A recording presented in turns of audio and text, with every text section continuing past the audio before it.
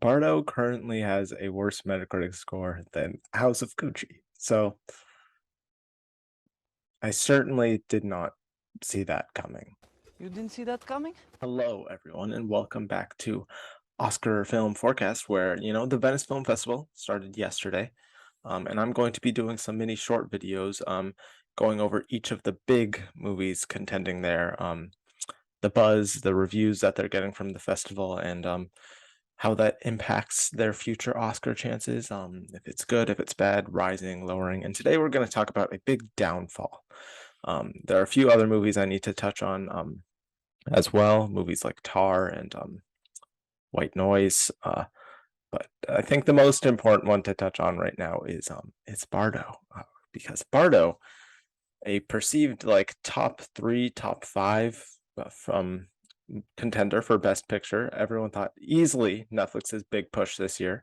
I mean, nothing else could really be it. People were talking maybe Glass Onion, maybe White Noise, but I mean, Bardo was the clear and obvious front runner for Netflix to push. It was going to festivals. I always mess up his name. It's Alejandro Inarritu's his first movie after, I believe, The Revenant. And pretty much all of his past movies have gotten tons of Oscar buzz, tons of wins. He's won 2 Best Director awards 2 years in a row. So clearly, he's beloved by the Academy, and he makes movies that the Academy likes. Me personally, I'm not a huge fan of what he does, and I kind of think he didn't deserve either of those Best Director Oscars, but that's for a different time. Getting into Bardo. So Bardo, it's kind of, as we've seen with the trend this year as well as Spielberg, a semi-autobiographical film. So it's kind of autobiography, however you say it.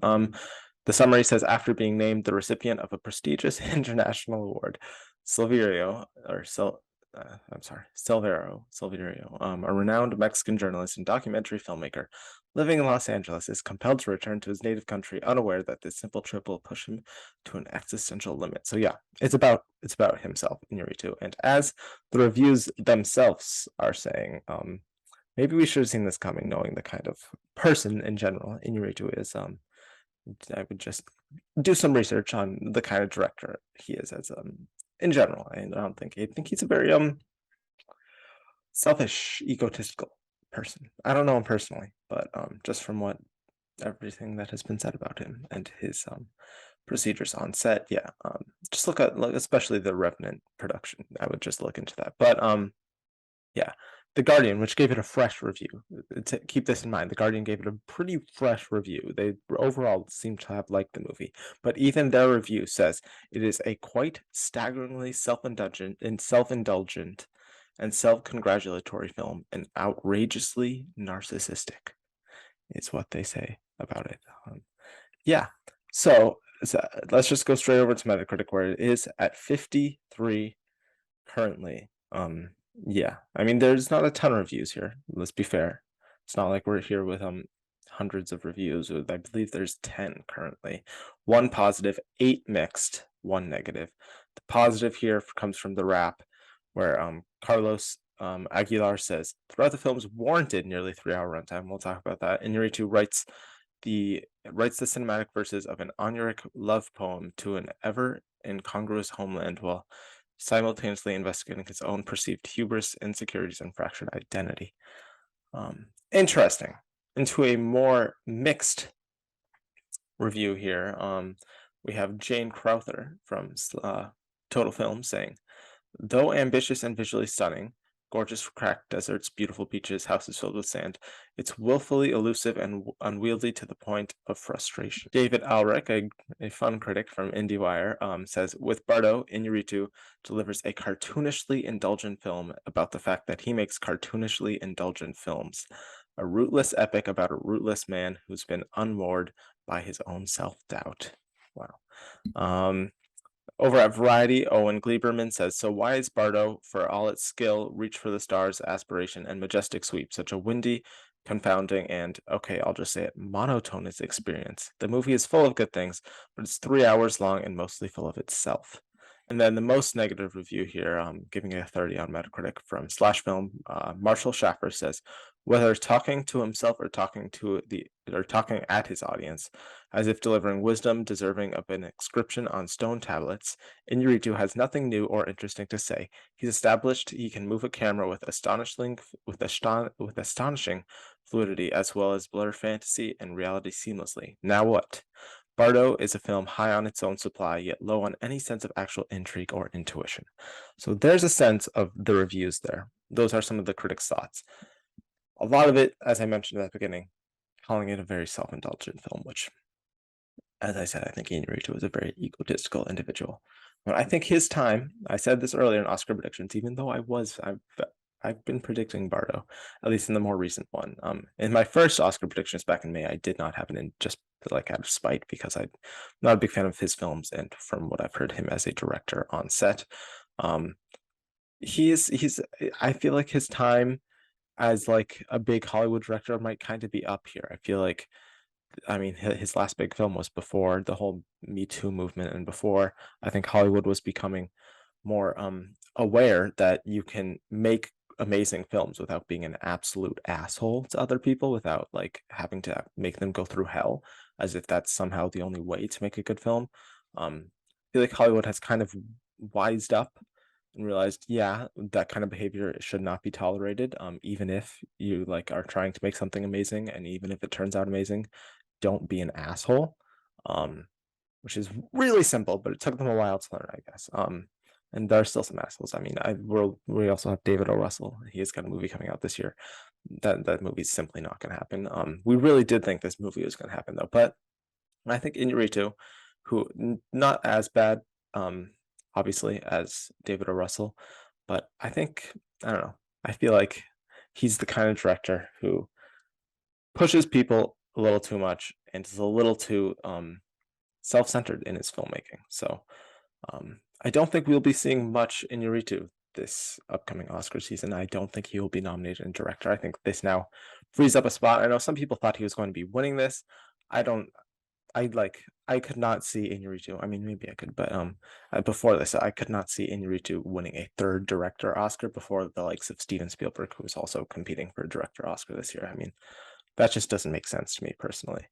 So yeah, I think that frees open a spot in, I mean, picture, actor, director, pretty much everywhere. I think it could still get him for some text. It could still get cinematography, maybe production design, because that sand in that house, I mean, that was a very good image, I will say. And I'm sure it's still, as everyone seems to be saying, a very visually stunning film, because he does know how to do that, even if it's the content of the movie is not good. He knows how to make it visually appealing, at least. So I could definitely still get into cinematography. Maybe that is kind of a competitive category, but I still think it could contend there. And then maybe a few texts. International film. I'm not sure if Mexico still chooses to submit it, which we'll have to see. I can't think of any other big contenders they have this season, so they probably are going to be submitting it. It will probably get in there. Is it going to win? It is still Inarritu. I think we have to see how the buzz continues throughout the season. I think if it's submitted by Mexico, it'll probably get nominated, but we'll have to see what other foreign films, like say The Quiet Girl, which is getting a lot of buzz recently. I know lots of people pushing for RRR. I'm weary about that, but we'll have to see how the buzz continues throughout these festivals for other foreign films here at Venice and other festivals. See which ones get the best reviews, the best buzz, and see if that buzz is strong enough to compete with Bardo here in international film and maybe take a win from it. So yeah, this movie has gone from like an overall maybe getting like second most amount of nominations come Oscar morning to it would probably, at least in my opinion, be lucky getting like two or three. This is definitely, it's crazy. I mean, it clears up a spot in director. I would definitely maybe think about putting Todd Field in there, maybe Ruben Östlund for Triangle of Sadness, although I'm wary still about that movie. Maybe Baz Luhrmann for Elements. Who knows? Maybe I have doubts about that. But yeah, I think there's a director spot open. There's now a picture spot open, so I may have to put Top Gun Maverick into my picture predictions. Finally, I think I'm just gonna have to do it. Yeah, and God, actor. I mean, we're gonna talk about White Noise in another video, which got better reviews than this movie, thankfully. But yeah, I mean, I think Adam Driver could still get in there for White Noise. I'm not sure if Daniel Kacho is going to get in here for this movie. I think that spot is probably open. I haven't seen many of the reviews mentioning his performance. I'm sure he's good in it. He's a well-renowned actor.